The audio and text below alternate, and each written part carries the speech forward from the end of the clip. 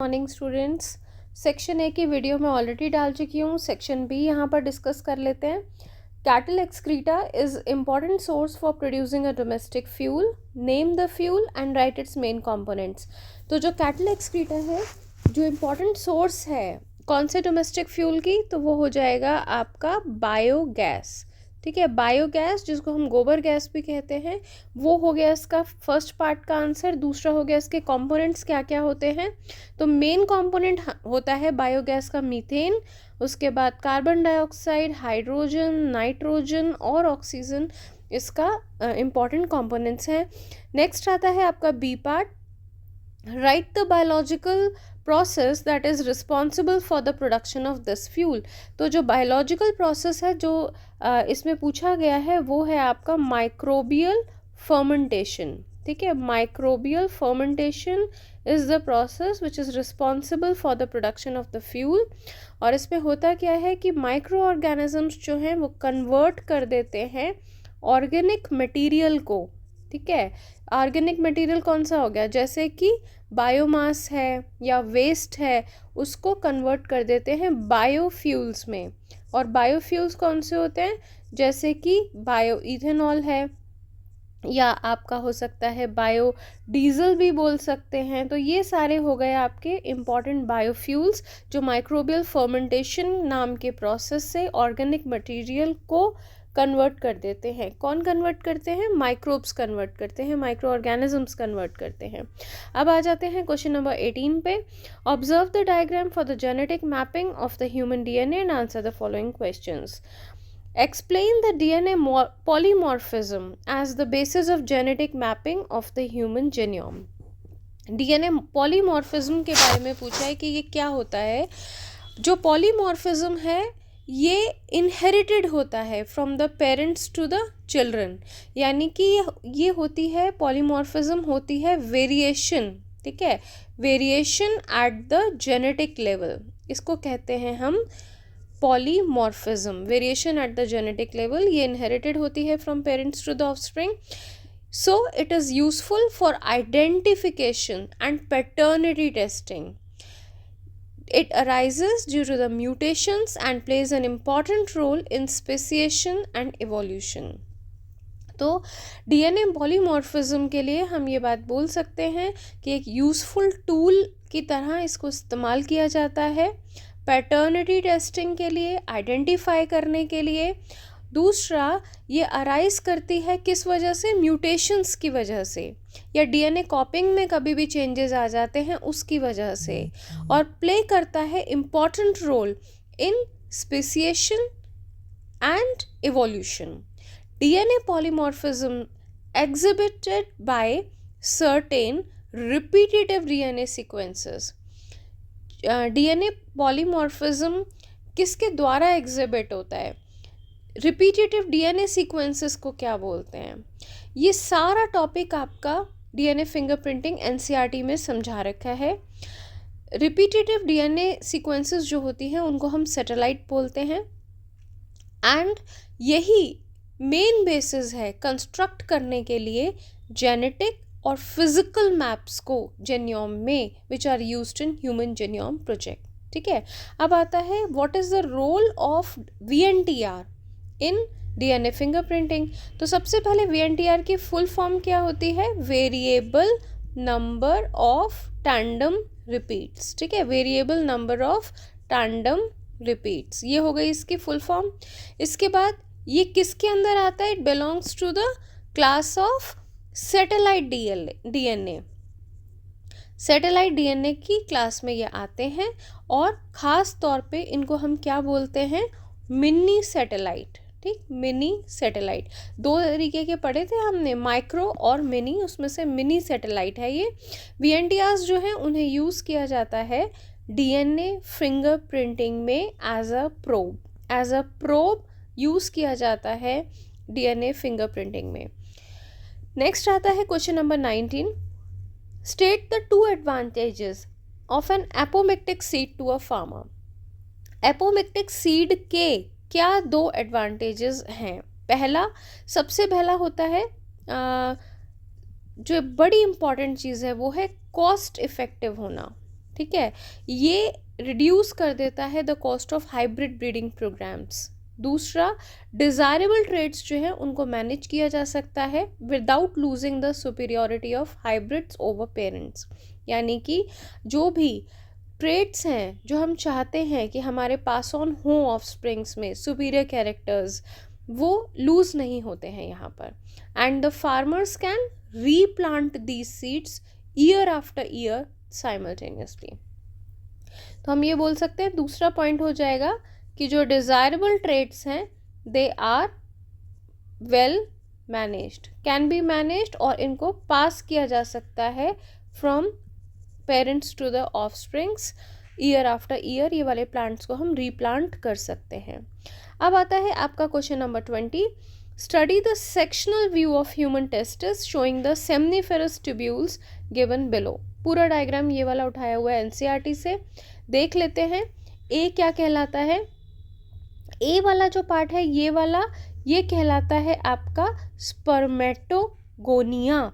ठीक है, स्पर्मेटोगोनिया कौन था? जिनसे स्पर्म सेल्स बनते हैं लास्ट में। स्पर्म सेल्स को क्या बोलते हैं? स्पर्मेटोजोआ बोलते हैं। ठीक है, इसके बाद ये बी वाला जो स्पेस दिखा रखा है ये होता है आपका interstitial cells. Interstitial cells, interstitial cells को लिडिक सेल्स भी कहते हैं, जिनसे टेस्टोस्टेरोन बनता है। और ये जो सेंटर में ये दिखा रखा है आपका सी जो दिखा रखा है, बिल्कुल ये वाला पोर्शन जो दिखा रखा है ये क्या है? ये है स्पर्मेटोजोआ। तो सी हो जाएगा स्पर्मेटोजोआ। ठीक है, नेक्स्ट आता है आपका क्वेश्चन नंबर 20 का second part. Write the function of A and D. तो ए का फंक्शन क्या है स्पर्मेटोगोनिया का? ये प्रोड्यूस करता है स्पर्मेटोगोनियम, यानी कि अगर प्लूरल फॉर्म बोले तो स्पर्मेटोगोनिया।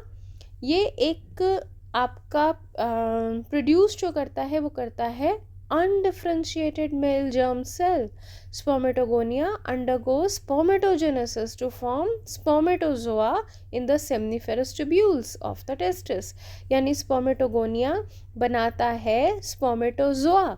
ठीक है, स्पर्मेटोगोनिया बनाता है spermatozoa in the seminiferous tubules. दूसरा है डी का फंक्शन पूछा है, ये वाला पार्ट। डी क्या है आपका? सर्टोली सेल्स है। ठीक, सर्टोली सेल्स नर्स सेल्स भी कहलाते हैं, इस वजह से ये प्रोवाइड करते हैं nutrition to sperms. They provide nutrition to sperms. Question number 21। It is strongly felt the way integrated wastewater including sewage water treatment was carried in the town of Arcata, California can be effectively used for wastewater treatment in our country. Describe the different steps that were carried to get the clean water from the wastewater. कौन कौन से steps हैं हमारे जो involved होते हैं इसके अंदर? तो steps जो हैं वो आपका सीवेज ट्रीटमेंट में दे रखा है। सीवेज ट्रीटमेंट में सबसे पहला स्टेप क्या था आपका? सेडिमेंटेशन था। ठीक है, सेडिमेंटेशन। सेडिमेंटेशन के बाद दूसरा स्टेप क्या था आपका? फिल्ट्रेशन। ठीक है, जो डेब्रीज वगैरह को हटा देते हैं उसमें से है। और उसके बाद तीसरा स्टेप क्या था आपका? Chlorine treatment are given still on water remains a lot of dangerous pollutants like heavy metals. इसके अंदर आपको पूरा का पूरा एक्सप्लेन करना है जितना भी आपका सीवेज ट्रीटमेंट का दिखा रखा है एनसीईआरटी के अंदर। इनोवेटिव अप्रोच क्या आती है इसके अंदर? इनोवेटिव अप्रोच है series of 6 connected marches over 60 hectares of Marsh land. Appropriate plant, algae, fungus या bacteria were seeded in this area which neutralize and absorb and assimilate the pollutants. यानी कि आपको जो सैम्पल पेपर अभी share कर रही हूँ आपके साथ, उसके अंदर ऑलरेडी आंसर दिया हुआ है ये वाला नीचे, लेकिन आपको ये वाला आंसर पूरा का पूरा सीवेज ट्रीटमेंट वाला जो पार्ट है एनसीईआरटी के अंदर वहाँ से लिखना है ये वाला पार्ट, जिसके अंदर आपका सेडिमेंटेशन, उसके बाद फिल्ट्रेशन, इसके बाद आपका प्राइमरी स्लज वाला पार्ट था उसके अंदर। प्राइमरी स्लज के बाद आपका बीओडी वाला जिसके बारे में लिखा हुआ था, इसके बाद इसमें फ्लॉक्स के बारे में भी बता रखा है, एयरोबिक बैक्टीरिया, सेडिमेंटेशन वाले में आपका एनारोबिक बैक्टीरिया वाला पार्ट भी बता रखा है। तो ये वाले सारे पार्ट्स आपके इसके अंदर कवर हो जाएंगे। नेक्स्ट आता है आपका study the picture of biogas plant given below and answer the questions that follow. Name the components gaining entry from a into the chamber. A वाले पार्ट को क्या बोल रहे हैं हम? स्लरी, ठीक है, स्लरी ऑफ डंग। इसके बाद नेक्स्ट दे रखा है आपका mention the group of bacteria. तो बैक्टीरिया कौन से होते हैं? ये मेथेनोजेंस होते हैं जो एनारोबिक बैक्टीरिया होते हैं। तो इन विच दे एक्ट, और ये कौन से एनवायरनमेंट में एक्टिव होते हैं? एनारोबिक होते हैं ये, यानी विदाउट ऑक्सीजन वाले। Name the components that get collected in the gas holder. Gas holder में क्या चीज़ कलेक्ट हो जाएगी? यहाँ पर होगी आपकी बायोगैस, जिसका मेन पार्ट जो होगा वो क्या होगा? मेन कंपोनेंट मीथेन होगा। नेक्स्ट आ जाओ क्वेश्चन नंबर 22 पे। Section C, study the mRNA segment given below which is complete and to be translated into a polypeptide chain and answer the following questions. Write the codons A and B. इन्होंने यहाँ पर आपको ए codon नहीं बताया, मतलब initiate करने वाला। ए codon कौन सा हो जाएगा? AUG। किसके लिए करता है ये कोड? मिथियोनाइन के लिए करता है। बी क्या हो जाएगा? बी हो जाएगा आपका स्टॉप कोडॉन हो जाएगा। स्टॉप कोडॉन्स कौन कौन से होते हैं? UAG, UAA और UGA, ठीक है। ये 3 स्टॉप कोडॉन्स में से कोई सा भी बी पार्ट हो सकता है, ठीक है। तो उसके बाद what do they code for? AUG किसके लिए कोड करता है? ये हमने बता दिया, मेथियोनाइन के लिए कोड करता है, ठीक है। उसके बाद स्टॉप कोडॉन्स का भी आपने बता दिया, इनके लिए पर्टिकुलर tRNA भी नहीं होती है। ये they do not code for any amino acid, है ना, लेकिन इनकी वजह से टर्मिनेशन हो जाती है पूरे पॉलीपेप्टाइड सिंथेसिस की। इनकी वजह से क्या हो जाती है? टर्मिनेशन हो जाती है प्रोटीन सिंथेसिस की या पॉलीपेप्टाइड सिंथेसिस की। थर्ड पार्ट आता है, how is the peptide bond formed between the 2 amino acids in the ribosome. Peptide bond कैसे फॉर्म होता है? In the large subunit of ribosome there are 2 sites, ठीक है, in which subsequent amino acids bind to and come close to enough for formation of peptide bond. यानी कि जब 2 charged amino acids एक दूसरे के पास आती हैं, when the 2 charged amino acids come closer, उससे क्या होता है? वो बाइंड हो जाती है by the bond known as peptide bond. और इसमें कौन सी एंजाइम काम करती है? तो वो एंजाइम का नाम है पेप्टिडाइल ट्रांसफेरेज, ठीक है। एंजाइम का नाम है पेप्टिडाइल ट्रांसफेरेज। नेक्स्ट आता है question number 23, compare the mechanism of sex determination in humans with that of the honey bees with respect to chromosome number. Honey bee का आपको याद होगा, हमने हैप्लोडिप्लॉइड सेक्स डिटर्मिनेशन पढ़ी हुई है, और ह्यूमंस का हमें पता ही है XY मेल्स में और XX फीमेल्स में होता है। तो हनी बी में जब यूनियन होता है स्पर्म का एग के साथ, तो कौन डेवलप होता है? फीमेल डेवलप होती है। लेकिन अगर एग अनफर्टिलाइज्ड होगा तो उससे बनता है मेल, ठीक है। हनी बी के अंदर male gamete plus female gamete मिल करके क्या बनाते हैं? मेल गैमीट और फीमेल गैमीट मिल करके बनाते हैं फीमेल, ठीक है, जो क्वीन बी भी हो सकती है और क्या हो सकती है? वर्कर बी भी हो सकती है। तो ये केस हो गया आपका हनी बी का। हनी बी में जो अनफर्टिलाइज्ड एग होता है वो बनाता है मेल, प्रोसेस कहलाता है पार्थेनोजेनेसिस। फीमेल्स जो होती हैं वो डिप्लॉयड होती हैं नेचर में, और इनका क्रोमोसोम कितना हो गया? 32। मेल्स का कितना होता है? 16, ठीक है। तो इसके अंदर हम ये कह सकते हैं, ह्यूमंस के अंदर मेल और फीमेल दोनों के अंदर ही कितना पेयर होता है? 23 पेयर्स होते हैं क्रोमोसोम्स के, या हम बोल सकते हैं 46 क्रोमोसोम्स होते हैं। तो इसको हम बता सकते हैं कि ये हो गए सेक्स क्रोमोसोम्स।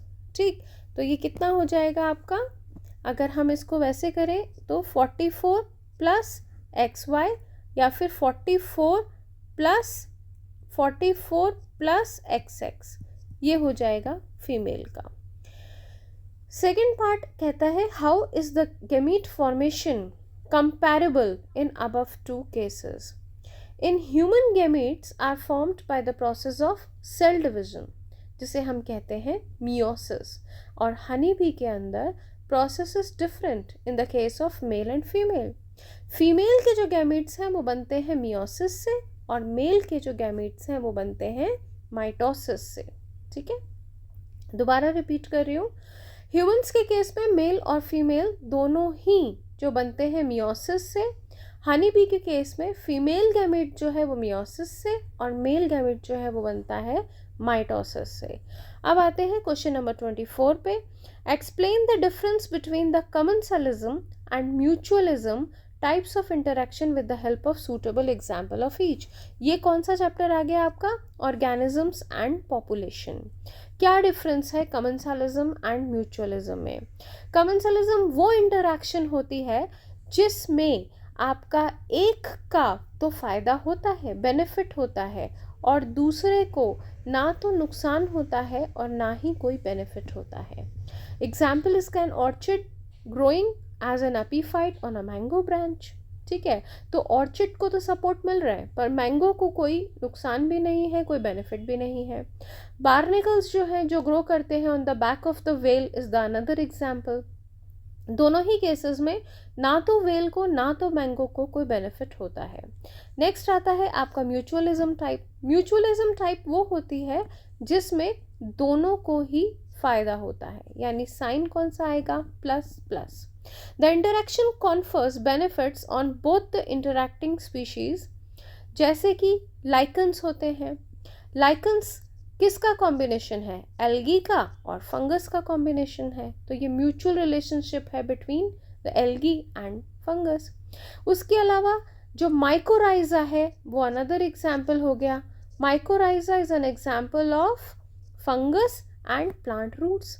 इसमें फंगस और प्लांट दोनों को ही बेनिफिशियल म्यूचुअलिज्म रिलेशनशिप स्टेट करता है ये। नेक्स्ट आता है आपका question number 25। A schematic diagram of matured human insulin is given below. ऊपर दिखा रखा है आपका ए पेप्टाइड, नीचे दिखा रखा है बी पेप्टाइड, और दोनों के दोनों आपस में डाइसल्फाइड बॉन्ड से बाइंडेड है या कह सकते हैं कि लिंक्ड है। ठीक, अब इन्होंने पूछा how is the process of its formation naturally in the human body different from that of its formation by rDNA। ठीक है, rDNA मतलब रिकॉम्बिनेंट डीएनए टेक्नोलॉजी से नॉर्मल जो ह्यूमन बॉडी के अंदर इसका फॉर्मेशन होता है कैसे डिफरेंट होता है। तो हम इसको दो कैटेगरीज में डिवाइड करेंगे। पहली कैटेगरी हो जाएगी आपकी insulin formation in human body.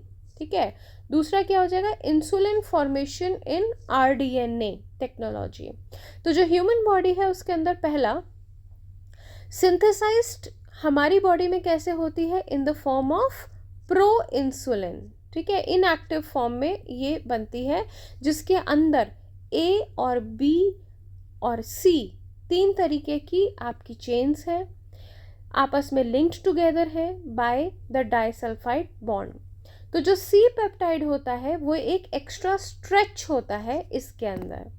जब सी पेप्टाइड रिमूव कर दिया जाता है, सी पेप्टाइड आपका रिमूव कर दिया जाता है तो ये बन जाता है प्रो इंसुलिन से क्या बन जाता है, functional insulin. C peptide remove कर दिया जाता है तो प्रो से क्या बन जाता है, ये फंक्शनल बन जाता है।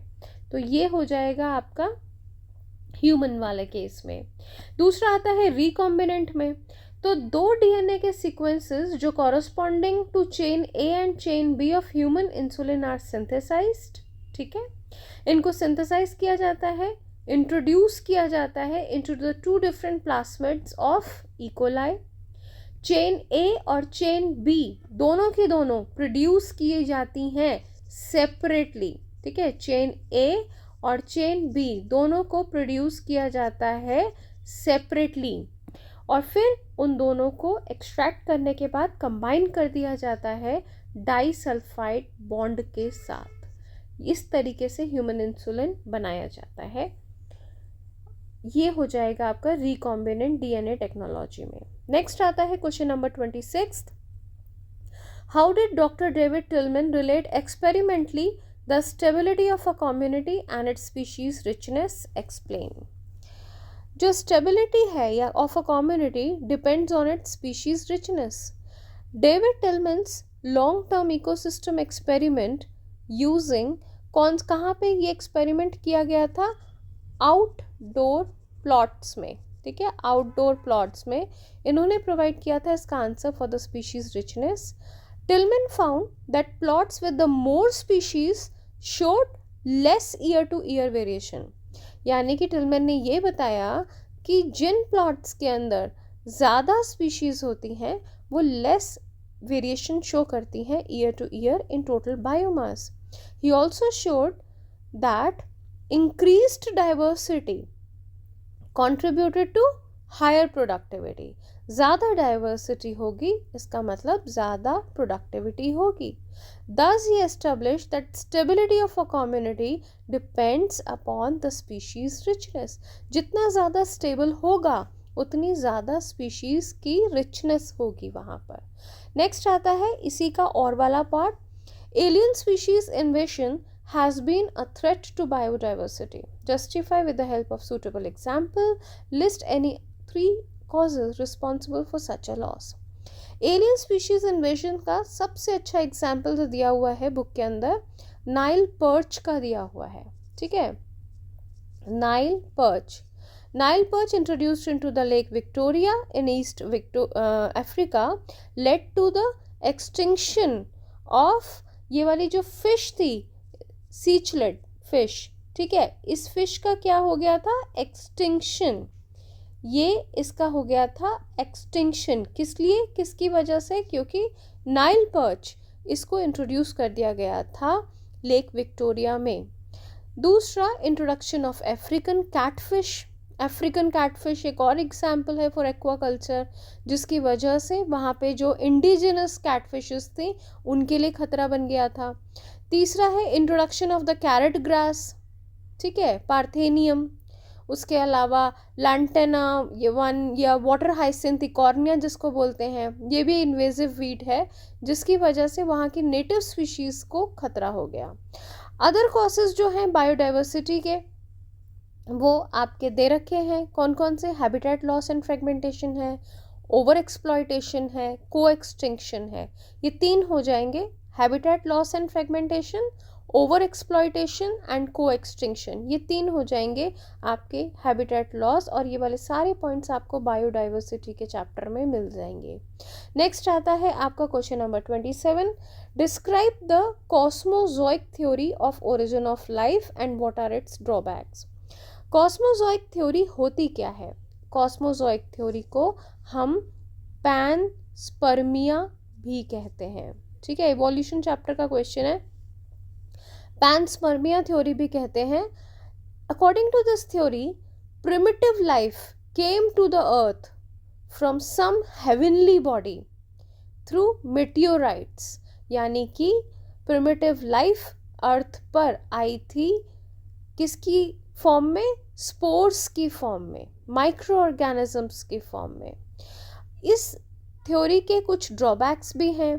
The possibility of some living beings coming from some other plant seems to be highly remote because of the distance involve and the absence of life on the nearby planets. ठीक है, दूसरा, the presence of lethal radiations in the interstellar space, which diminishes the possibility up to a larger extent. तीसरा point, presence of very high temperature in the outer part of the atmosphere, which make it difficult to agree with the credibility of the theory. चौथा, it was unable to explain the origin of life. Panspermia clear हो गया। primitive life का अर्थ पे आना in the form of spores या micro organisms, through meteorites. Drawback पहला, possibility of some living beings coming from some other planet, ठीक है, because of the, ये हाईली रिमोट है because of the distance involve and absence of life on the nearby planets. दूसरा, lethal radiations की presence होना। तीसरा, high temperature की वजह से। और चौथा हो जाएगा it was unable to explain the origin of life. तो ये चार थी जो इसके ड्रॉबैक्स है जिसकी वजह से इसको एक्सेप्ट नहीं किया गया। अब आता है question number 28, name and explain the two type of immune responses in the human body. दो तरीके के इम्यून रिस्पॉन्स कौन कौन से होते हैं? एक होता है प्राइमरी इम्यून रिस्पॉन्स, ठीक है, और दूसरा कौन सा होता है? Secondary immune response. Primary immune response occurs जब एंटीजन आता है कांटेक्ट में with the immune system for the first time. During this time immune system has to learn to recognise the antigen. हमारा इम्यून सिस्टम एंटीजन को recognise करना सीखता है and how to make an antibody against it, जो कि बाद में जाकर उसकी मेमोरी सेल्स में, और मेमोरी सेल्स भी कौन से होते हैं? लिम्फोसाइट्स, वहाँ पर फीड हो जाती है ये बात। सेकेंडरी इम्यून रिस्पॉन्स क्या होता है? जब सेकेंड टाइम, ठीक है, वो थर्ड टाइम फोर्थ टाइम भी हो सकता है, the person is expose to the same antigen. इस टाइम पर immunological memory has been established, अभी तक मेमोरी एस्टेब्लिश हो चुकी थी, and the immune system can make the antibodies immediately, तुरंत रिस्पॉन्स आता है फिर वहाँ से। नेक्स्ट आता है आपका सेक्शन डी पर आ जाते हैं, question number 29। The following is the illustration of the sequence of the ovarian events. ABCDE करके बता रखा है आपको पूरा, प्राइमरी, सेकेंडरी, टर्शरी, फिर उसके बाद ग्राफियन फॉलिकल, फिर ओव्यूलेशन की स्टेज, फिर कॉर्पस ल्यूटियम और फिर degeneration of corpus luteum. Question पढ़ते हैं पहले। Identify the figure that illustrates ovulation and mention the stages of oogenesis it represents. पहली बात तो ये क्या रिप्रेजेंट कर रहा है, कौन सी चीज़ है? तो ये रिप्रेजेंट कर रही है आपकी ओव्यूलेशन। दूसरा है आपका second, name the ovarian hormone and pituitary hormone that have caused the above mentioned event. It represents, जो आपकी इसके अंदर बता रखा है वो पिट्यूटरी हार्मोन तो हो जाएगा आपका कौन सा वाला? ल्यूटेनाइजिंग हार्मोन, यानी कि LH की बात हो रही है यहाँ पर। रिप्रेजेंट कर रहा है secondary oocyte stage of oogenesis, ठीक है, secondary oocyte stage of oogenesis। Third point आता है, explain the changes that occur in the uterus simultaneously in anticipation. Uterus में क्या चेंजेस आते हैं? यहाँ पर जो थर्ड लेयर होती है जिसका नाम है एंडोमेट्रियम, यूट्रस की इनर मोस्ट लेयर, ये प्रोलिफरेट हो जाती है, becomes thicker by rapid cell multiplication होती है, डिवीजन होती है and maturation of ovum in progress. तो ये जो H के बाद ये क्या दिखा रखा है? This is the degeneration of corpus luteum, ये बता रखा है degeneration of corpus luteum. Draw labelled sketch of the structure of human ovum prior to the fertilisation. Fertilisation से पहले आप इसके अंदर, ये NCERT की बुक के अंदर ओवम का डायग्राम दे रखा है जिसके अंदर आपको ये सारी चीज़ें बता रखी हैं। बीच बाहर की लेयर बता रखी है, जोना पेल्यूसिडा वाली, वो वाली आपने देखना है, होनी चाहिए आपके डायग्राम में। पेरी वाइटिलिन स्पेस वाली एक और लेबलिंग दे रखी है उसके अंदर, वो होनी चाहिए इसके अंदर। सेल्स ऑफ कोरोना रेडिएटा वाला पार्ट भी होना चाहिए, और सेंटर में आपका दिखा रखा है ओवम या न्यूक्लियस उसमें। Question number 30, read the following text carefully and answer the questions that follow. When a micro organism invades a host, a definite sequence of events usually occur leading to infection, disease, causing suffering to the host. इस process को कहते हैं pathogenesis. Once a microorganism overcomes the defense system of host, पूरा कब्जा कर लिया पूरी defence system पे, तो क्या होगा? Development of the disease follows a certain sequence of events, जो कि ग्राफ में शो कर रखा है। जैसे आपको क्या दिखा रखा है, ये टाइम पीरियड है, नंबर ऑफ माइक्रो ऑर्गेनिजम्स किस तरीके से बढ़ रहे हैं, इंक्यूबेशन पीरियड है, ये पीरियड ऑफ इलनेस है, यहाँ पर डेथ हो जाती है इम्यून रिस्पॉन्स की और मेडिकल ट्रीटमेंट्स जो है इस वाली स्टेज पे फेल हो गए और बाद में पीरियड जो है ये डिक्लाइन होना शुरू हो जाता है। ठीक है, ये ग्राफ से हमें पढ़ के ही समझ में आ रहा है। अब इसके क्वेश्चंस पे आ जाते हैं directly.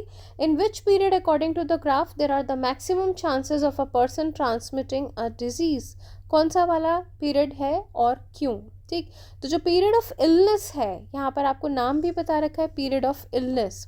The number of disease causing micro organisms यहाँ पर मैक्सिमम पहुंच चुके हैं पीरियड ऑफ इलनेस पे, so there are maximum chances of person transmitting a disease और infection at this stage.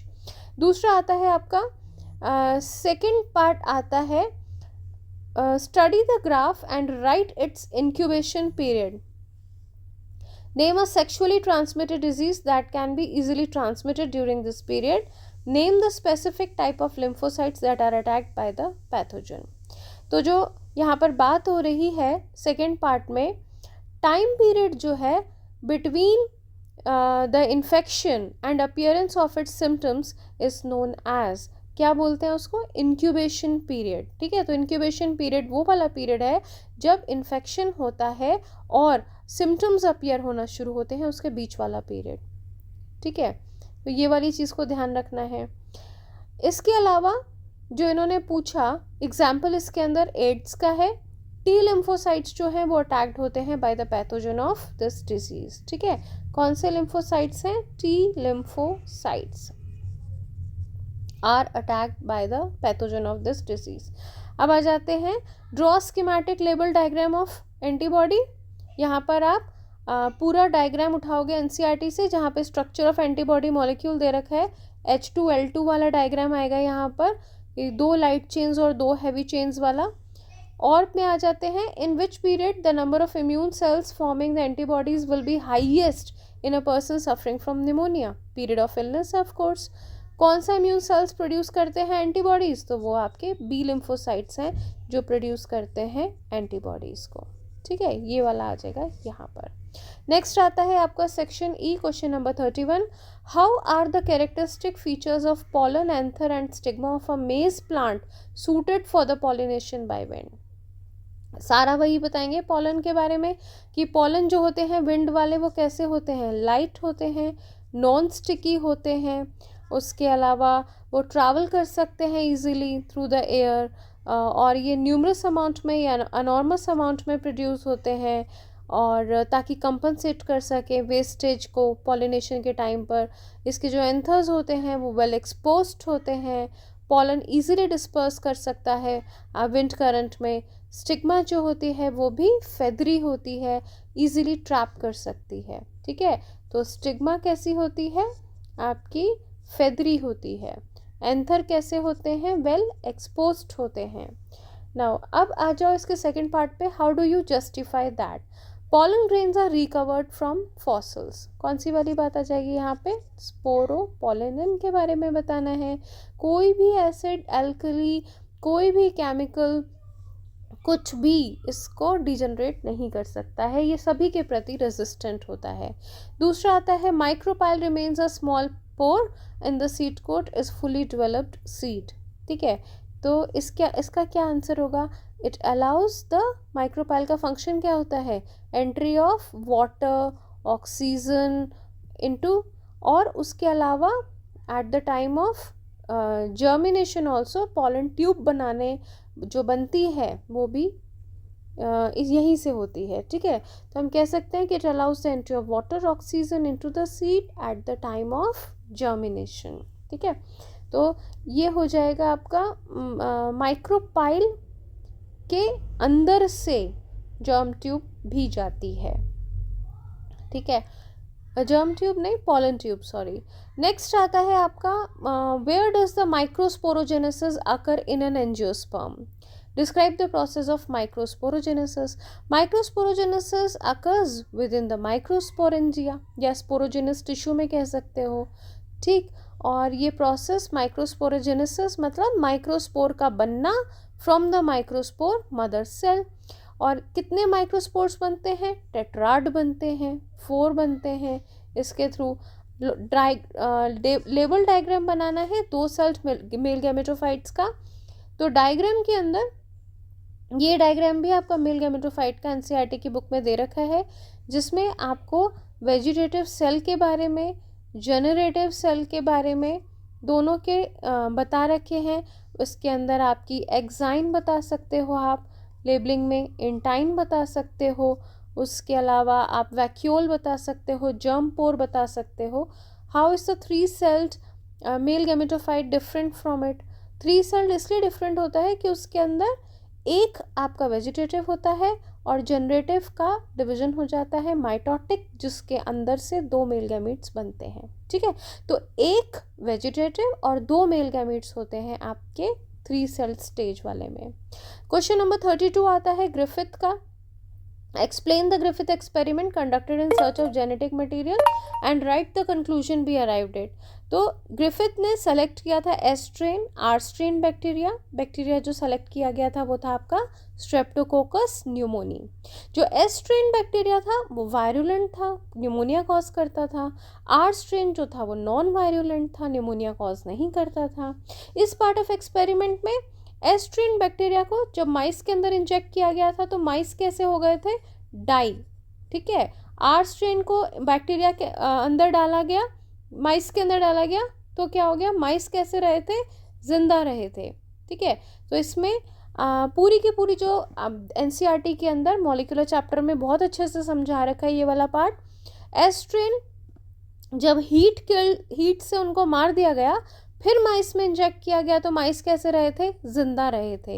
Heat killed S strain को जब आर स्ट्रेन के साथ मिक्स करके इंजेक्ट किया गया था तो क्या हुआ था? चूहे सारे मर गए थे। तो इस बात से ग्रिफिथ ने कंक्लूड किया था कि something was transformed from the S strain bacteria which was heat killed to R strain, जिसकी वजह से जो है उनके अंदर एक वायरुलेंट कोट बन गया था और आर बैक्टीरिया भी आपके वायरुलेंट बन गए थे। नेक्स्ट आता है आपका क्वेश्चन नंबर और construct a transcription unit with a coding strand given below the proper labelling ATGC। ठीक है, इसमें आते हैं when does a coding strand become a template strand? Coding strand कब टेम्पलेट स्ट्रैंड बनता है इसके अंदर? या why does a double helix DNA molecule transcribe into a single stranded RNA molecule? यहाँ पर आपको एक ट्रांसक्रिप्शन यूनिट दे रखी है जिसमें कोडिंग स्ट्रैंड है, जिसकी आपको प्रॉपर लेबलिंग करनी है।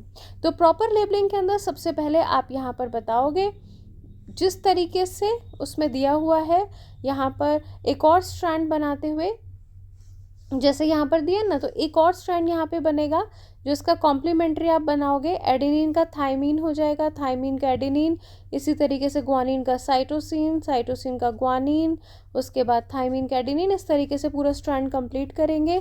पोलैरिटी दे देंगे 3-5 वाली, 5-3 वाली यहाँ पर, क्योंकि उन्होंने ऑलरेडी कोडिंग बताया तो इसका मतलब हमें कोडिंग दिया है।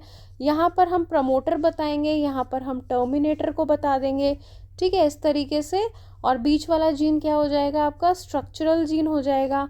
ये कोडिंग है और ये हो जाएगा आपका टेम्पलेट स्ट्रैंड हो जाएगा, टेम्पलेट स्ट्रैंड। ठीक है, तो इस तरीके से आप इसका पूरा डायग्राम बनाओगे और उसके बाद इसके क्वेश्चंस को आप करोगे। इसका यहाँ पे हम ये वाला पार्ट छोड़ दिया हमने। हाउ डिड एवरी मैक्लियोड, ये वाला कौन सा है? बायोकेमिकल नेचर या बायोकेमिकल कैरेक्टराइजेशन, जहाँ पर बताई थी कि आरएनएज वाला जो था वो एंजाइम यूज़ की गई थी, प्रोटीएज एंजाइम यूज़ की गई थी, लेकिन उन दोनों ही कंडीशंस में ट्रांसफॉर्मेशन होती रही थी रैट के उसमें। लेकिन जब लास्ट में आपका यूज़ किया गया था कौन सा वाला पार्ट? डीएनए को यूज़ किया गया था, तो ट्रांसफॉर्मेशन जो थी वो इनहिबिट हो गई थी और चूहे मरे नहीं थे, जिंदा रहे थे।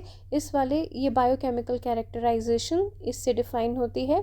नेक्स्ट ये वाला पार्ट पढ़ लेते हैं।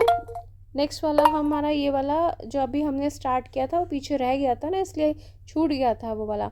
तो इसका जो ये बना दिया आपने पूरा। उसके बाद सेकेंड पार्ट पे आते हैं। When does a coding strand become a template strand? Coding strand कब टेम्पलेट स्ट्रैंड बन जाती है? By switching the position of promoter and terminator.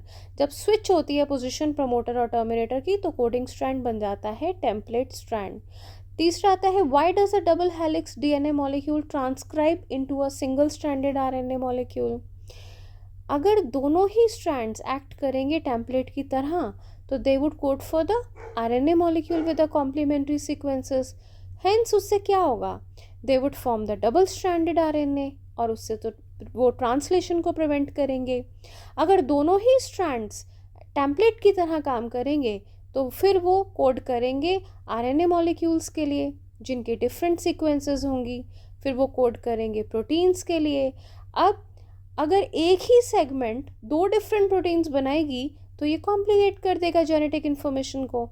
तो इस वजह से ये हमेशा डबल हेलिक्स डीएनए जो है वो हमेशा सिंगल स्ट्रैंडेड आरएनए मॉलिक्यूल के लिए ही ट्रांसक्राइब करता है, क्योंकि सिंगल स्ट्रैंडेड मॉलिक्यूल जो है वही प्रोसेस करता है केवल ट्रांसलेशन का। Double stranded RNA molecule translation का प्रोसेस नहीं कर सकता है। लास्ट में अब आते हैं क्वेश्चन नंबर 33 पे। If a desired gene is identified in an organism for some experiments, explain the process of the following. Cutting this desired gene at the specific location or synthesis of it multiple copies of this desired gene। ठीक है, जो पहला part है ये वाला cutting this desired gene at specific location, cutting the desired gene at specific location is done by कौन सी enzyme involve होती है इसके लिए? रिस्ट्रिक्शन एंडोन्यूक्लियेज, जिसको हम मॉलिक्यूलर सिजर भी कहते हैं। ठीक है, रिस्ट्रिक्शन एंजाइम जो है जाकर के रिकॉग्नाइज करती है कौन सी साइट्स को? पैलिंड्रोमिक न्यूक्लियोटाइड सीक्वेंसेस को जाके वो रिकॉग्नाइज करती है और वहाँ पे जाके स्पेसिफिक साइट पे कट कर देती है। Synthesis of multiple copies of the desired gene, ये कौन सा मेथड हो गया? कौन सी बात कर रहे हैं ये? पीसीआर के बारे में, पॉलीमरेज चेन रिएक्शन। फिर आप उसके सारे स्टेप्स बता दोगे। कौन कौन से स्टेप्स थे उसके? पीसीआर के डीनेचुरेशन था, है ना, दूसरा क्या था? एनीलिंग था, तीसरा स्टेप क्या था इसका? एक्सटेंशन था, है ना, और चौथा क्या था? एम्प्लीफिकेशन था। ठीक, अब इसके अंदर ये चारों स्टेप्स की डिटेल में बताएंगे।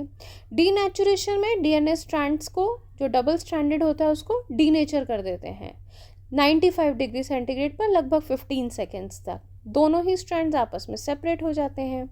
दो सेट ऑफ प्राइमर्स यहाँ पर ऐड कर दिए जाते हैं which anneal to the 3' end of each separated strand. 3' end पे जाकर के अनीलिंग कर देते हैं, दो प्राइमर्स ऐड कर देते हैं। एक्सटेंशन में क्या होता है? डीएनए पॉलीमरेज एक्सटेंड कर देती है प्राइमर्स को by adding the nucleotides, complementarity rule को फॉलो करते हुए टेम्पलेट के साथ। टैक पॉलीमरेज जो है वो यूज की जाती है इस रिएक्शन में, और थर्मस एक्वेटिकस बैक्टीरिया है जिसमें से एंजाइम को लिया जाता है जो हाई टेम्परेचर्स को टॉलरेट कर सकती है।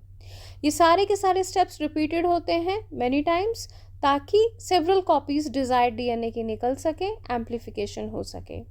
नेक्स्ट क्वेश्चन आता है आपका, answer the following questions with respect to recombinant DNA technology.